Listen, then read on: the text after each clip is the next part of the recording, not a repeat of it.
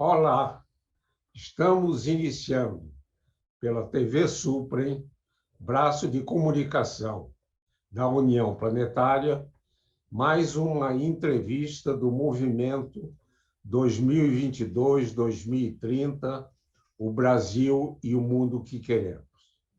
Uma parceria da Universidade de Brasília, através do Núcleo de Estudos do Futuro, do Centro de Estudos Avançados Multidisciplinares com a União Planetária.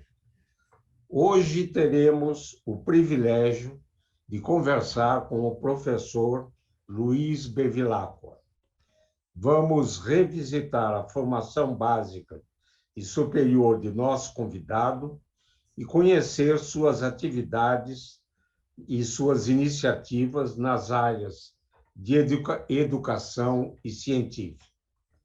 O nosso convidado é graduado em Engenharia Civil pela Universidade Federal do Rio de Janeiro, especialista em estruturas em Stuttgart, na Alemanha, e doutor em Mecânica Teórica e Aplicada na Stanford University, nos Estados Unidos. Tem também livre docência na Universidade Federal do Rio de Janeiro. Sua atividade científica se concentrou na COP, Coordenação dos Programas de Pós-Graduação e Pesquisa de Engenharia, na Universidade Federal do Rio de Janeiro.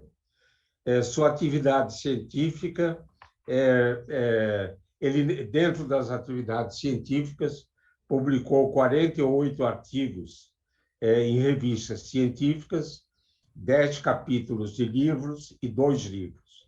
Orientou 24 teses de mestrado e 11 de doutorado. Na área de administração acadêmica, participou da criação do programa de Engenharia Civil da COP, na UFRJ, foi vice-reitor acadêmico da Pontifícia Universidade Católica do Rio de Janeiro, diretor da COP, coordenador do Comitê de Estruturação Acadêmica e Implantação da Universidade Federal do ABC, em Santo André, São Paulo, reitor da Universidade Federal do ABC e responsável pela implantação do Núcleo de Cognição dessa universidade. Atualmente coordena, junto à Pró-Reitoria de Pesquisa e Pós-Graduação da UFRJ, a implantação do Espaço Alexandria nessa universidade, destinado a estimular a integração interdisciplinar em projetos e fazer avançar as fronteiras do conhecimento científico na quebra de paradigmas.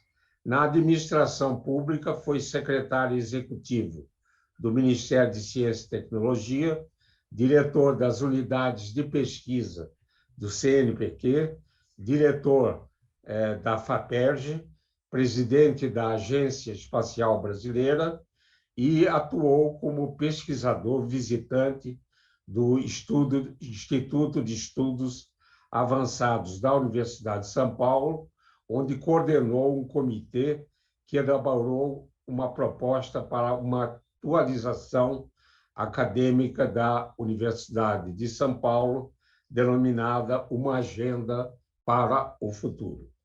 Muito obrigado, professor Luiz Bevilacqua, por ter aceito ao nosso convite. Na minha primeira indagação, pediria para revisitar a sua infância e juventude, a sua formação básica e superior e os caminhos para atuar na área da física e uma liderança na educação e desenvolvimento científico do Brasil. Muito obrigado, professor Isaac, grande colega. Muito prazer de estar aqui contigo, né, e atender a essa solicitação para fazer um pouquinho do resumo da minha vida acadêmica, né, e a minha contribuição. Nessa primeira parte, meu caro amigo, a minha infância foi uma infância modesta. Nós morávamos no bairro da Tijuca, no Rio de Janeiro, que é um bairro mais conservador, modesto. Na minha família, modesto, meu pai morreu muito cedo, né?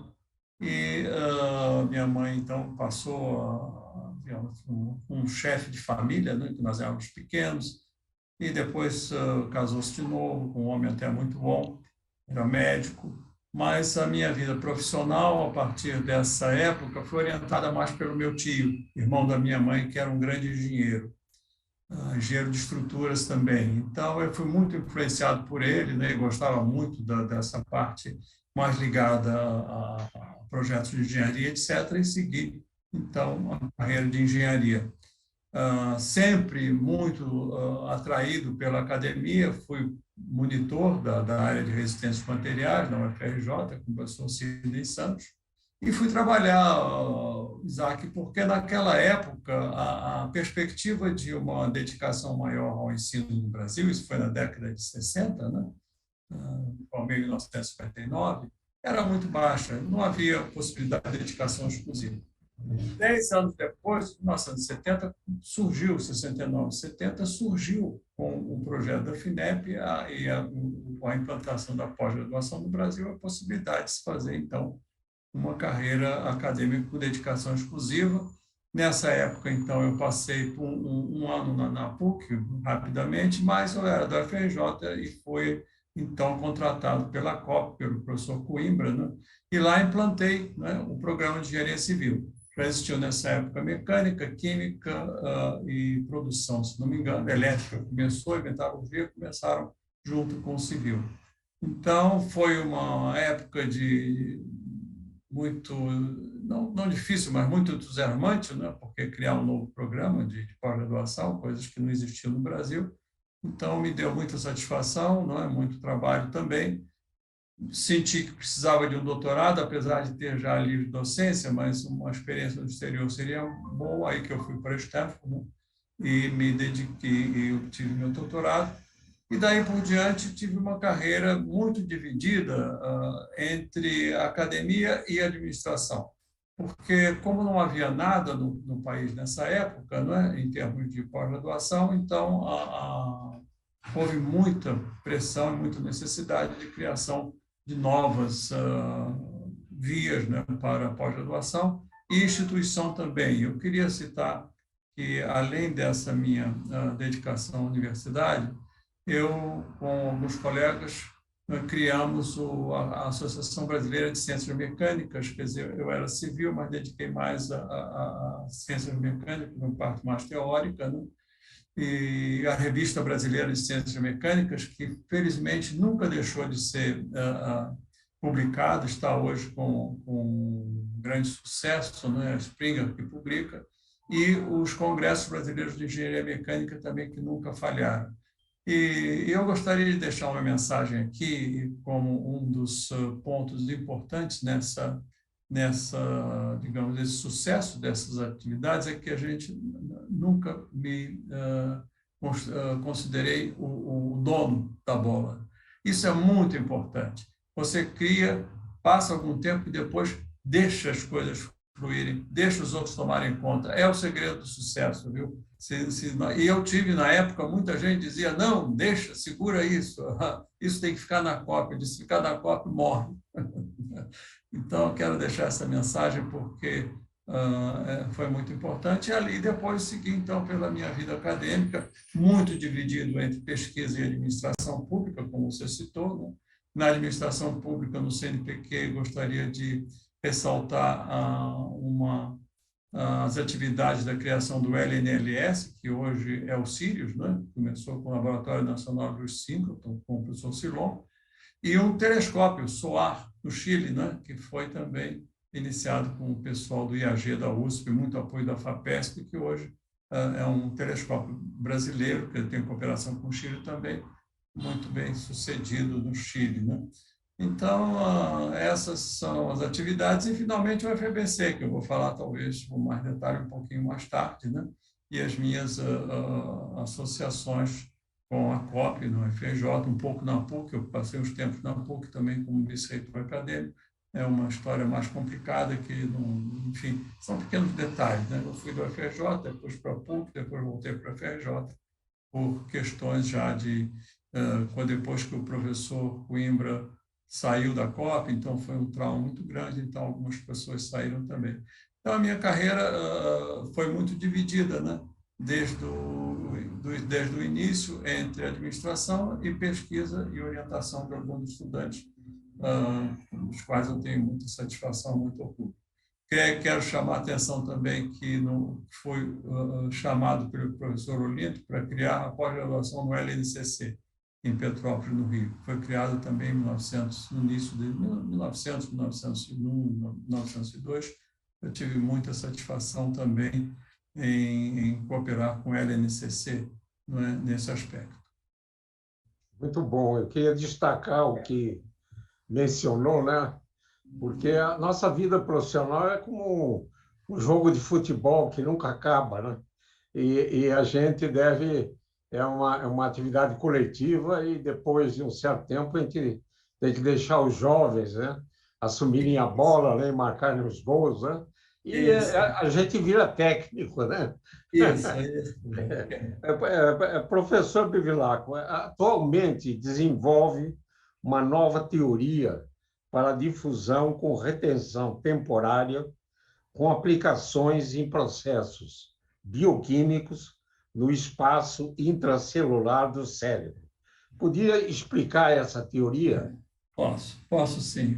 Essa é, como eu disse, nos últimos 10, ou na verdade começou uns 20 anos atrás, mas como teve um período aí de fundação do FABC, eu interrompi um pouco, né, e depois também lá no IAG da USP, mas nesses últimos 20 anos, a minha atividade de pesquisa tem se concentrado em 2 temas. E um deles, aliás, 3, mas um deles, um dos principais, é esse processo de difusão com fluxo múltiplo, né?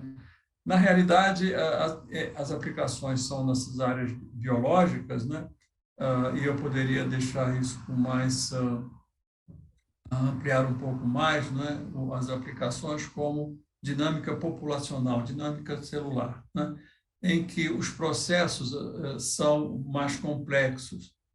Qual é o grande foco dessa teoria, que é uma teoria que é bastante recente, né? Eu não tenho visto, digamos, nada parecido assim pelo passado. Quer dizer, realmente, com os meus colegas, é uma contribuição bastante original, Isaac.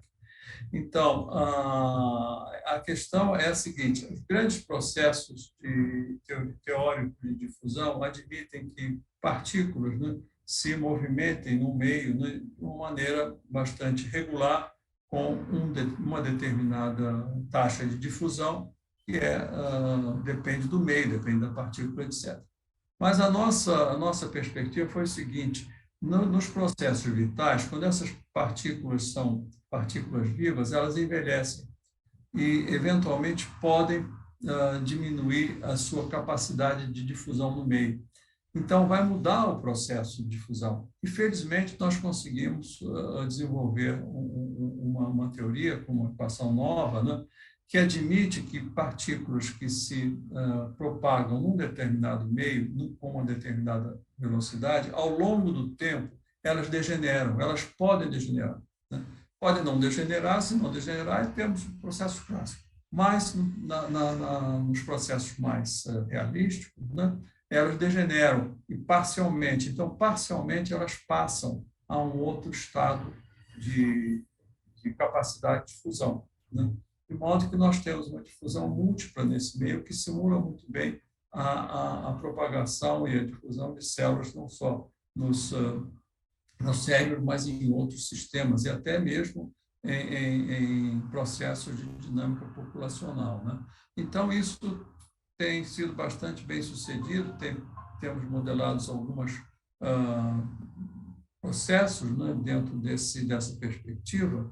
Inclusive, é uma teoria que recentemente está tentando desenvolver com alguns colegas, que pode simular a difusão de doenças, né? Porque veja o seguinte: como tem essa difusão, eu chamaria dupla, né?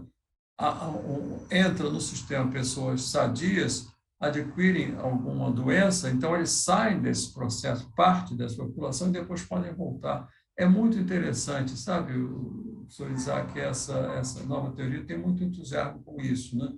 E bastante complexa, porque começam a aparecer possibilidades de não linearidades, e vocês sabem que quando entra não linearidade, as coisas ficam mais complicadas, né? E temos que adotar muitos processos numéricos, né? E às vezes analisar convergências, quer dizer, tem uma implicação matemática importante. Mas é um dos temas que eu tenho bastante entusiasmo, principalmente pelo espectro de aplicações, inclusive de difusão de conhecimento. Eu não tratei muito desses assuntos, mas gostaria de ter alguns colegas que se interessassem por isso. E outra aplicação muito importante, professor Isaac, é na área de economia, fluxo de capitais. Existe uma célebre equação chamada de Black and Scholes, que são dois economistas de Chicago, que desenvolveram uma teoria a partir de processos de fusão. A equação deles é um processo de fusão clássico, mas o processo de fusão clássico ele admite fluxo apenas numa direção.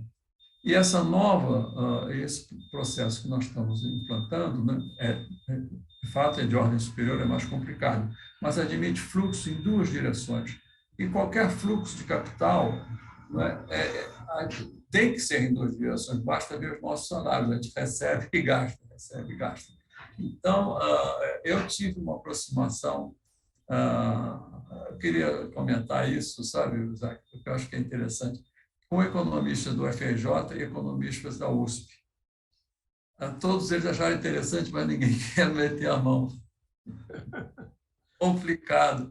É preciso que tenha bastante coragem por isso.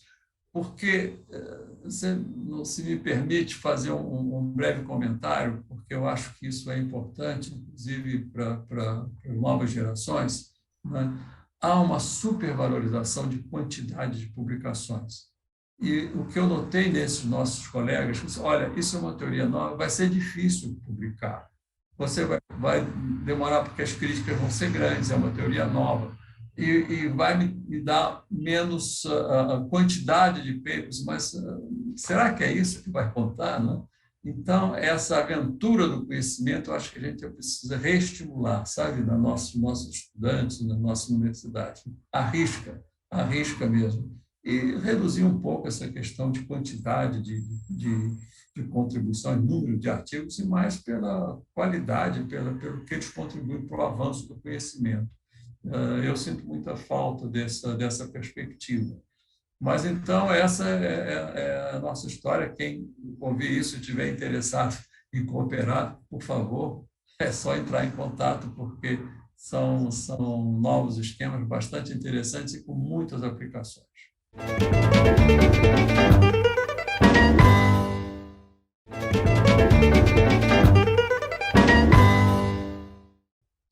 É muito interessante, Bevilacqua, porque, primeiro, esse exemplo mostra que a gente pode, no Brasil, trabalhar em fronteiras da ciência, né?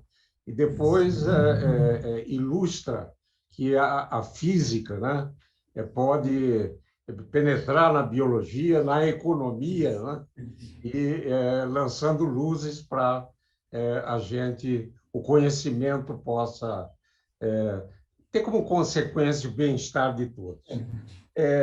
Atualmente, professor Bevilacqua, coordena, junto à Pró-Reitoria de Pesquisa e Pós-Graduação da Universidade Federal do Rio de Janeiro, a implantação do Espaço Alexandria, destinado a estimular a integração interdisciplinar em projetos destinados a fazer avançar as fronteiras do conhecimento e quebras de paradigmas. Poderia destacar a importância desse projeto? Sim, com muito prazer. Eu acho que comentou uma pergunta bastante importante nos nossos dias, porque eu estou bastante convencido, e eu acho que a experiência tem mostrado isso, que a organização universitária, ou de um modo, dizendo de outra maneira, a organização da integração do conhecimento hoje, né, ela precisa romper barreiras, né? Então, isso foi uma experiência muito bem sucedida, né, na UF, né? E eu gostaria muito de levar essa experiência da UFABC para outras universidades. Isso foi feito, em parte, lá no IAG da USP, né, quando eu estive com 2 anos, né, como pesquisador visitante, né, e implantei isso até anteriormente na UFRJ, logo depois que eu vim do UFABC, né, um projeto que pudesse ser a semente de uma nova universidade. A UFABC foi iniciada do zero, portanto, eram condições bastante favoráveis para novos projetos. Mas uma universidade em andamento grande como a UFRJ, né, é muito difícil a gente mudar, né, a estrutura universitária. Tem tido algumas iniciativas, né, inclusive, antes da UFABC, nós tentamos fazer isso na UFRJ, mas a resistência dos departamentos é muito grande, né? Então, para não deixar isso morrer, eu consegui, com o apoio da Pró-Reitoria de Pesquisa, né, implantar esse, foi chamado Projeto Alexandria, que reúne professores de várias unidades, né, na intenção de dizer, olha, o conhecimento precisa ser expandido. Quer dizer, dizendo de outro modo, mais concreto, barreiras departamentais têm que ser rompidas. Não é possível que a universidade não perceba isso. E, na realidade, professor Isaac, ela percebe, mas a solução que eles querem fazer é o seguinte: cada departamento, né, quer ser uma nova grande universidade. Então, todos os departamentos querem ser interdisciplinares por eles mesmos. Isso é impossível, o custo disso é absurdo. Não dá para ter vários departamentos fazendo projetos interdisciplinares semelhantes. Isso é um processo que tem que acontecer quebrando as barreiras departamentais, né? E não reunindo dentro de cada departamento todo o universo. Não vai dar certo. Então, o projeto Alexandria tem essa função de estar presente e conclamando, né, constantemente diante da administração da universidade e das unidades, né, e principalmente, no nosso caso, nas áreas de biologia, biofísica, nas áreas de engenharia, de física, né, de computação, etc., um pouco no estudo de química também. Mas fazendo essa abertura, dizendo em matemática, acho que essa matemática é bastante importante, a dizer, olha, nós temos que nos unir. É preciso que haja uma quebra de departamento desses muros, e a nossa formação, a formação que nós estamos oferecendo para os nossos estudantes está incompleta para o mundo em que nós estamos vivendo. E, nesse aspecto, professor Isaac, eu quero chamar a atenção, que é a invasão cultural. É uma revolução cultural em marcha. Como o industrial, nós estamos numa revolução cultural, e é importante a gente prestar atenção nisso. Muito bom. Professor Bevilacqua participou da concepção da Universidade Federal do ABC, onde também foi reitor. Essa universidade, atualmente, é um referencial e um novo modelo para o ensino superior. Poderia falar um pouco sobre essa universidade e nos dizer qual a sua visão da educação e do sistema de ciência e tecnologia no Brasil? Senhor, aqui é complicado, isso demoraria muito para a gente, né, descrever, mas a única coisa que eu posso dizer é o seguinte: formação com liberdade de escolha. Os estudantes não podem ficar em grades curriculares. O grande segredo é o seguinte: entra na universidade, metade dos cursos é uma orientação da universidade, a marca universitária, e a outra metade dos estudantes escolhem, tem que arriscar, né? Eles têm que ter essa capacidade de assumir riscos, né, e procurar seus próprios caminhos. Eu acho que esse, em resumo, é o grande segredo, né? E a universidade não é um lugar onde principalmente se ensina, mas onde principalmente se aprende. Pronto. Eu acho que aprender na universidade, né, e liberdade para os estudantes, né, e bons Correto, correto. Essa era a ideia também de Darcy Ribeiro e Anísio Teixeira, quando criaram a exatamente. Universidade de Brasília, a ditadura militar interrompeu essa Perfeito. ideia, que é Exatamente. hoje renovada e os olhos se olham para a Universidade Federal do ABC como referência.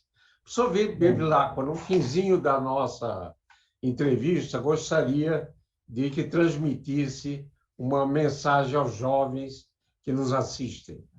Pois é, bom, muito rapidamente, esses jovens acreditem no país em que eles estão vivendo.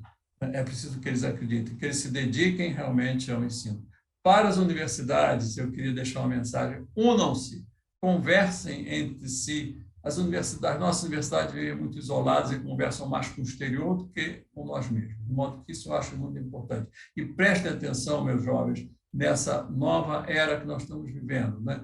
A revolução cultural. Nós sucumbimos à revolução industrial. O Brasil perdeu. Não podemos perder a revolução cultural. Os jovens têm que manter os nossos ideais, a nossa cultura própria, contribuindo com o mundo. Não é se fechar, não, mas contribuindo com a nossa personalidade. Então, o Brasil pode, e vamos esperar que o ano que vem recomeçamos, né, um novo Brasil, porque está precisando, viu, Isaac? Porque senão vai ser um desastre inacreditável. Força e coragem que a gente consegue. Muito Sim, vamos conseguir. Professor Bevilacqua, gostaria de agradecer imensamente essa conversa importante e interessante, né?